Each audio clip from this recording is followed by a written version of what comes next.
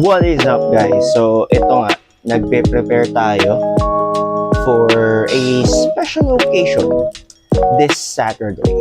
So this Saturday, my first certification o so-called promotion test sa ibang dojo, no?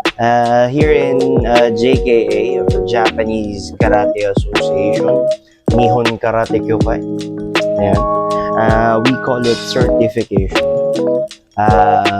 So I'm currently preparing. I've done my laundry.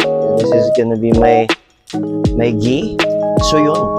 I will be doing some videos like every day how I prepare myself. Of course, meron tayong trabaho na kailangan natin gawin araw-araw. Pero besides those things that we need to do, of course, karate is always there. Kasi nga, karate is a way of life. So ngayon, I'll be doing my ironing right now. Make sure na okay ang ating gi pagdating sa araw na yun. So, see you. And eto, andito pa rin tayo sa aking kwarto. I just want to give you an update. My last video, when I do the ironing of my gi,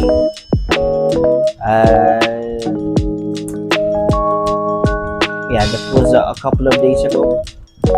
I just wanted to give you guys an update what I'm thinking right now. I'm in the state of meditation in my own way.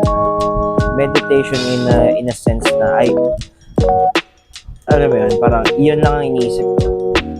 The certification, my kata, my kihon, everything. The main reason for that is I want to think of all the details that I need to remember right now, so that this coming Saturday, it's embedded in me. Like I already internalized the moves, right? So I don't have to think. Just like what Sensei Ian mentioned to us. He said that when you're doing your kata, you need to be in the spirit of the kata. Like everything is slowing down. You're enjoying every moment. Like Zenkutsu Dachi, Gedam Marai, Zenkutsu Dachi, Oizuki. Like you're enjoying every technique. You're not rushing. So andun ako sa point na yun. So bukas I'll be going to the office. I'll be in the office up until Friday, and then I think I'm gonna book the yoga room sa office for me to practice. I'll be practicing like 2 days, I think. The first session I'm planning to do is just slow it down. Like every move, do it slowly, precise. Every detail should be there. You know. Anyway. Right now, I'm actually surprised that I'm doing this kind of preparation for a certification. Why? Because I've been in a different dojo before. I'm almost at my green belt noong time na yan, nandun sa dojo na yan. I think I've spent like more than 6 months with them. Hindi ko inaalala. Parang minsan nga late na ako pupunta pag certification. It's this, like I'm just preparing for a yellow belt, right? I'm a white belt right now here sa JKA.